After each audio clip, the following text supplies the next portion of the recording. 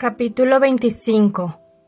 Después de una semana, pasada entre promesas de amor y planes de felicidad, Collins tuvo que despedirse de su amada Charlotte para llegar el sábado a Hunsford, pero la pena de la separación se aliviaba por parte de Collins con los preparativos que tenía que hacer para la recepción de su novia, pues tenía razones para creer que a poco de su próximo regreso a Hertfordshire se fijaría el día que habría de hacerle el más feliz de los hombres.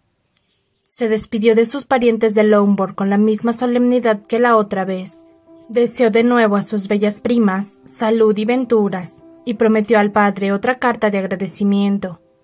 El lunes siguiente, la señora Bennet tuvo el placer de recibir a su hermano y a la esposa de éste, que venían, como de costumbre, a pasar las Navidades en Longbourn.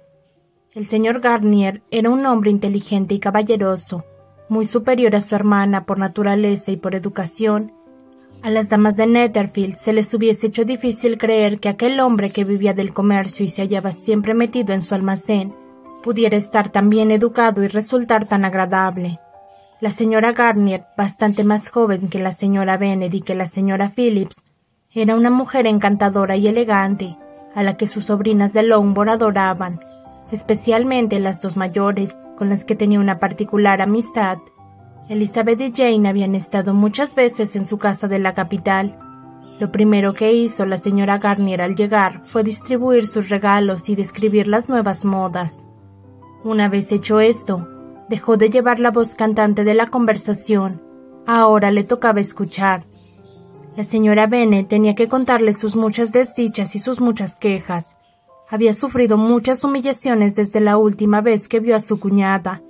Dos de sus hijas habían estado a punto de casarse, pero luego todo había quedado en nada. No culpo a Jane, continuó, porque se habría casado con el señor Bingley si hubiese podido. Pero Elizabeth... ¡Ah, hermana mía! Es muy duro pensar que a estas horas podría ser la mujer de Collins si no hubiese sido por su testarudez. Le hizo una proposición de matrimonio en esta misma habitación y lo rechazó. A consecuencia de ello, Lady Lucas tendrá una hija casada antes que yo, y la herencia de Longbourn pasará a sus manos. Los Lucas son muy astutos, siempre se aprovechan de lo que pueden. Siento tener que hablar de ellos de esta forma, pero es la verdad. Me pone muy nerviosa y enferma que mi propia familia me contrarie de este modo. Y tener vecinos que no piensan más que en sí mismos. Menos mal que tenerte a ti en estos precisos momentos me consuela enormemente. Me encanta lo que nos cuentas de las mangas largas. La señora Gardiner, que ya había tenido noticias del tema por la correspondencia que mantenía con Jane y Elizabeth, dio una respuesta breve y por compasión a sus sobrinas cambió de conversación. Cuando estuvo a solas con Elizabeth, volvió a hablar del asunto. Parece ser que habría sido un buen partido para Jane, dijo. Siento que se haya estropeado, pero estas cosas ocurren tan a menudo. Un joven como Bingley, tal y como tú me lo describes, se enamora con facilidad de una chica bonita por unas cuantas semanas y, si por casualidad se separan, la olvida con la misma facilidad. Esas circunstancias son muy frecuentes. Si hubiera sido así, sería un gran consuelo, dijo Elizabeth. Pero lo nuestro es diferente, lo que nos ha pasado no ha sido casualidad. No es tan frecuente que unos amigos se interpongan y convenzan a un joven independiente que deje de pensar en una muchacha de la que estaba locamente enamorado unos días antes. Pero esa expresión, locamente enamorado, es tan mánida, es tan ambigua y tan indefinida, que no me dice nada. Lo mismo se aplica a sentimientos nacidos a la media hora de haberse conocido que a un cariño fuerte y verdadero. Explícame cómo era el amor del señor Bingley. Nunca había una atracción más prometedora. Cuando estaba con Jane no prestaba atención a nadie más. Se dedicaba por entero a ella. Cada vez que se veían eran más cierto y evidente. En su propio baile desairó a 2 o 3 señoritas al no sacarlas a bailar, y yo le dirigí 2 veces la palabra sin obtener respuesta. ¿Puede haber síntomas más claros? ¿No es la descortesía con todos los demás la esencia misma del amor? De esa clase de amor que me figuro que sentía Bingley. Sí, pobre Jane. Lo siento por ella, pues dado su modo de ser, no olvidará tan fácilmente. Habría sido mejor que te hubiese ocurrido a ti, Lizzie. Tú te habrías resignado más pronto. Pero, ¿crees que podemos convencerla de que venga con nosotros a Londres? Le conviene un cambio de aires y puede que descansar un poco de su casa le vendrá mejor que ninguna otra cosa. A Elizabeth le pareció estupenda esta proposición y no dudó que su hermana la aceptaría. Supongo, añadió, que no la detendrá el pensar que puede encontrarse con ese joven. Vivimos en zonas de la ciudad opuestas. Todas nuestras amistades son tan distintas y, como tú sabes, salimos tan poco que es muy poco probable que esto suceda, al no ser que él venga expresamente a verla. Y eso es imposible porque ahora se halla bajo la custodia de su amigo, y el señor Darcy no permitirá que visite a Jane en semejante parte de Londres.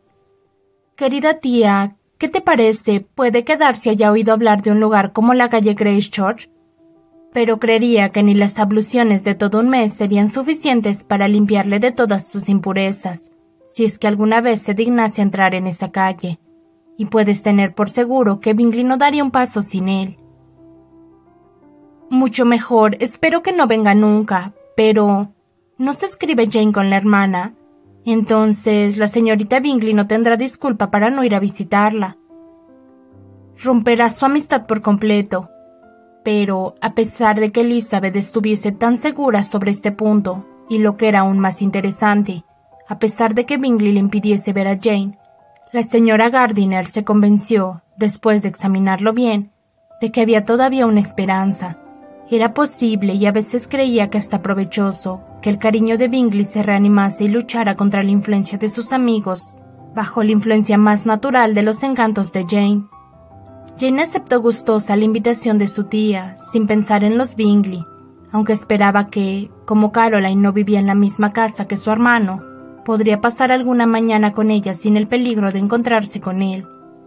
Los Gardiner estuvieron en Longbourn una semana, y entre los Phillips, los Lucas y los oficiales, no hubo un día sin que tuviesen un compromiso. La señora Bennet se había cuidado tanto de prepararlo todo para que su hermano y su cuñada lo pasaran bien, que ni una sola vez pudieron disfrutar de una comida familiar. Cuando el convite era en casa, siempre concurrían algunos oficiales entre los que Wickham no podía faltar. En estas ocasiones, la señora Gardiner, que sentía curiosidad por los muchos elogios que Elizabeth le tributaba, los observó a los dos minuciosamente, dándose cuenta, por lo que veía, de que no estaban seriamente enamorados. Su recíproca preferencia era demasiado evidente. No se quedó muy tranquila, de modo que antes de irse de Hertfordshire, decidió hablar con Elizabeth del asunto, advirtiéndole de su imprudencia por alentar aquella relación. Wickham, aparte de sus cualidades, sabía cómo agradar a la señora Gardiner. Antes de casarse, 10 o 12 años atrás, ella había pasado bastante tiempo en el mismo lugar de Derbyshire, donde Wickham había nacido.